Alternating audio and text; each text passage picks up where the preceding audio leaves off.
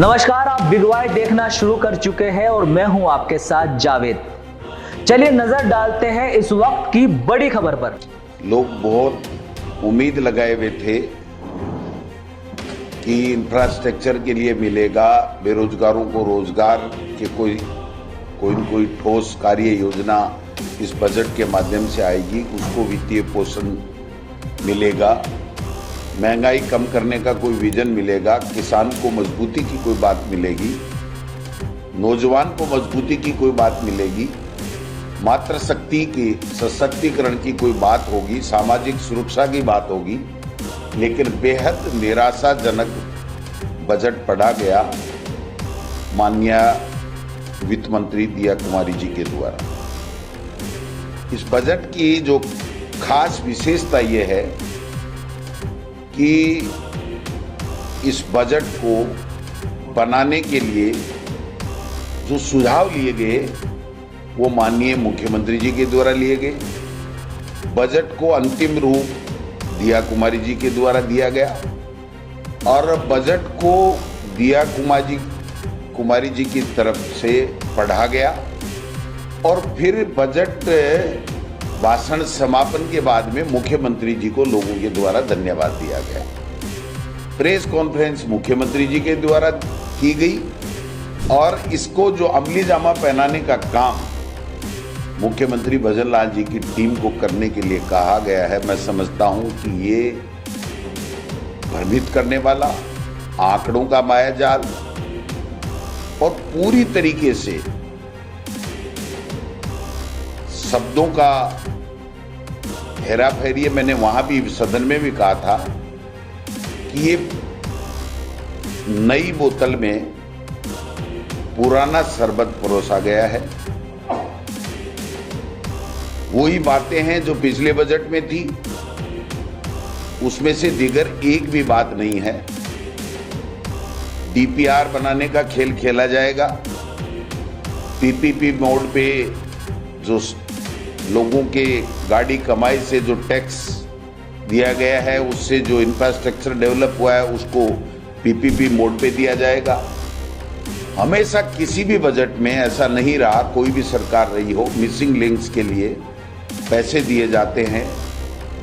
20, 30, 40, 50 kilometre सड़कें हर विधानसभा क्षेत्र को मिले, लेकिन इस बजट में केवल मरम्मत के लिए जो नॉन पेचेबल या मरम्मत योग्य सड़कें हैं उनके लिए 10-10 करोड़ और दूरस्थ जिले उसमें 15 करोड़ के लिए घोषणा की गई है।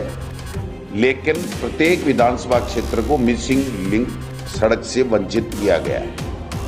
भर्तियों का बड़ा जादुई आंकड़ा पेश किया गया, 1.25 लाख। 1 लाख मुख्यमंत्री जी बार बार कहते थे कि पहली साल में देंगे, अब दूसरी साल में ये 1.25 लाख देंगे। यानी कहने का मतलब है कि जब तीसरा बजट पढ़ा जाएगा तो 2.25 लाख नौकरियां, सरकारी नौकरियां देंगे। जबकि अब तक जो पिछली कांग्रेस की सरकार के समय जो वेटिंग लिस्ट थी या कोर्ट में थी या जो विज्ञप्ति निकाल करके एग्जाम नहीं करा पाए थे, वो एग्जाम इन्होंने कराई हो, तो वैसे करके उन्होंने कोई लगभग 47,000 का आंकड़ा है जो केवल नियुक्ति पत्र इनमें से दिए गए। 37,000 को तो नौकरी दी गई है, 10,000 को तो अभी केवल आपका सिलेक्शन हो गया, इस बात का पत्र दिया गया है। 14 महीने बीतने के बाद में भी ये सरकार सफाई कर्मचारियों की भर्ती नहीं कर सकी, ये सरकार चतुर्थ श्रेणी कर्मचारियों की भर्ती नहीं कर सकी, ये सरकार एक शिक्षक की भर्ती नहीं निकाल पाई। 1.25 लाख पद खाली हैं, आज भी शिक्षकों के उसकी भर्ती की कोई घोषणा नहीं की गई है। मैं समझता हूं कि अभी सरकार ने कुछ दिन पहले एक विज्ञापन दिया था कि 80,000 हम अगली साल में नियुक्तियां देंगे।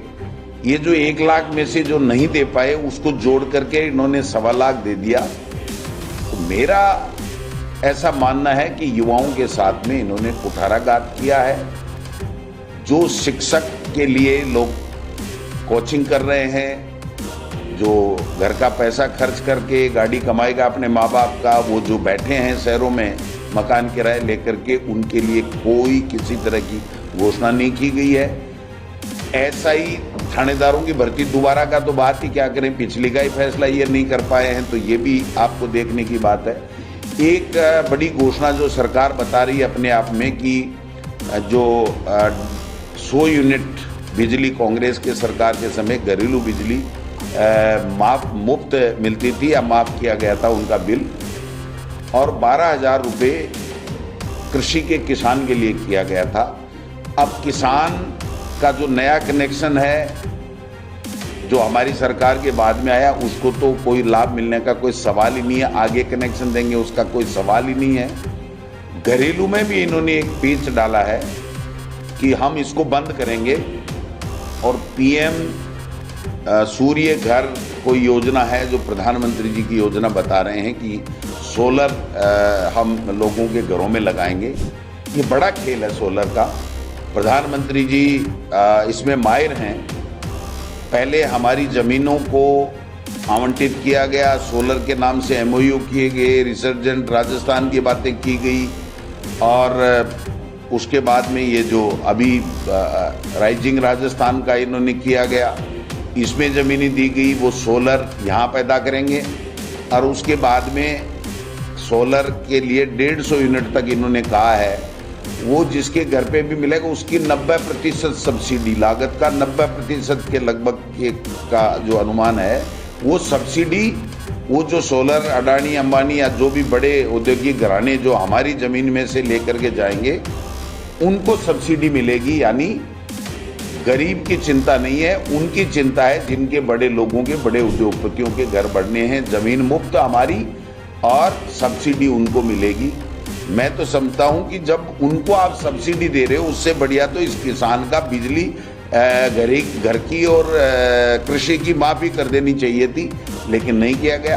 प्रधानमंत्री जी ने हमसे वादा किया था चुनाव के दौरान कि हम लोग हरियाणा और इसका पेट्रोल बराबर कर देंगे, तो आज भी 10 रुपये से ज़्यादा है, उसकी कोई बात नहीं की गई है। मैं समझता हूं कि सामाजिक सुरक्षा के नाम से इन्होंने प्रदेश के जो वंचित वर्ग है, पिछड़ा वर्ग है, वृद्ध हैं, उनके साथ धोखा किया गया है। हमारी सरकार में 15% जो है वो बढ़ोतरी की बात थी, इन्होंने तो 5% भी मुश्किल से की होगी। कभी कह रहे हैं कि बच्चों को आंगनबाड़ियों में और उसमें दूध मिलेगा, और पहले 3 दिन था 5 दिन मिलेगा। 55 करोड़ या 60 करोड़ के लगभग पिछले बजट में प्रावधान था, 1 रुपया खर्च नहीं हुआ, और अब आगे भी ये क्या करेंगे मेरे समझ से परे है। यमुना जल के नाम से सबसे बड़ा छल राजस्थान के शेखावाटी के लोगों के साथ में किया जा रहा है। एक शब्द भी यमुना जल के बारे में इन्होंने नहीं बोला, डीपीआर बनी नहीं, पैसे का कोई प्रावधान नहीं, केवल होर्डिंग लगवा लिए और भागीरथ बन करके घूम रहे हैं। मैं समझता हूं कि शेखावाटी के लोग इस यमुना जल के नाम से जो छल कर रही है भाजपा की सरकार, उसको बख्शेंगे नहीं। समय आने के ऊपर हिसाब चुकता करेंगे। ERCP, PKC, रामजल सेतु, कई बातें इन्होंने की हैं, नाम चेंज कर दिए। अभी कह रहे हैं कि साहब 12,000 करोड़ हमने दे दिए थे, वो कांग्रेस की सरकार के समय की स्वीकृतियाँ हैं, इनका एक देला नहीं है, उसका काम भी अभी पूरा हुआ नहीं है। 9,300 करोड़ की ये लोग बात कर रहे हैं। 9,300 करोड़ में अलवर, झालावाड़ और भरतपुर, ये 3 लोग पैसे ले जाएंगे, और उसके बाद में जो पानी हमको मिलना चाहिए था उससे 200 MCM पानी कम मिलेगा, और वो जितना पानी मिलेगा वो 3 जगह ले जाएंगे। बाकी के जिले सिंचाई छोड़ दीजिए, पानी पीने का भी उनको नहीं मिलेगा। ये हम लोग जब बजट भाषण होगा तो हम लोग मुख्यमंत्री जी से मांग करेंगे कि आप बताइए कि ये क्या खेला हो रहा है। केंद्रीय मंत्री जो यादव साहब हैं अलवर से, उन्होंने अपने हिसाब से सेट कर लिया, रोडों के पैसे 200 करोड़ से ज़्यादा ले गए, और इससे PKC का पैसा ले गए। और वसुंधरा जी ने भी अब की बार फोटो खिंचाई थी प्रधानमंत्री जी के साथ, तो उनको भी थोड़ा बहुत झालावाड़ में भी इसका हिस्सा मिला, क्योंकि उनकी तो ये योजना थी, वो नाम ही खत्म कर दिया, वो अलग बात है। तो मैं समझता हूँ कि कुछ मुख्यमंत्री जी ने अपने प्रभाव का इस्तेमाल किया है, लेकिन बाकी जिलों को इस पीकेसी से 1 MCM पानी भी नहीं मिलेगा, 1 बूंद भी पानी की नहीं मिलने वाली है, क्योंकि जब ये इंफ्रास्ट्रक्चर डेवलप कर लेंगे और वहाँ पानी जाएगा तो इतना ही मिलेगा। ये बार बार कह रहे हैं हमने वो बढ़ा दिया, रिसाइकलिंग की कोई व्यवस्था पानी की हिंदुस्तान में आज की तारीख में है ही नहीं। ये सब झूठी बातें हैं। पहला जो MOU था या जो हमारा समझौता था मध्य प्रदेश से, उससे 200 MCM पानी हमको कम मिलेगा, और उसमें भी पारदर्शिता नहीं है। पानी देने में भी दादागिरी है, अपने प्रभाव का दुरुपयोग है, और कुछ 2, 3, 4 नेता ले जाएंगे और उसके बाद में बाकी जनता पिसती रहेगी, पानी के लिए हाहाकार करती रहेगी। ये मैं निवेदन करना चाहता हूँ। पिछले बजट का 40% भी पालना पूरी सी ये लोग बात कर नहीं पाए। अगर मैं नमूना गिनाने लगूंगा तो मेरे पास बहुत हैं। आप जयपुर में जालाने में forest and wild life training का मैनेजमेंट का इंस्टीट्यूट की काम की बात कर रहे थे। कोटपुतली बहरोल में 3 ग्रीनफील्ड एक्सप्रेस के लिए DPR की बनाने की बात की थी। 100 करोड़ हमारे खाटू में पैसे लगाने की बात की थी। अलवर में सरिस्का का इको सेंसिटिव जोन घोषित करने की बात की थी, जो नहीं हो पाया। और यमुना पानी का तो मैंने बता ही दिया आपको, DPR ही नहीं बनी 14 महीने बाद में, 4 महीने में बना रहे थे। बांदीकुई के पास इंडस्ट्री एरिया और लॉजिस्टिकल हब के लिए इन्होंने बात की थी, वो भी नहीं बना।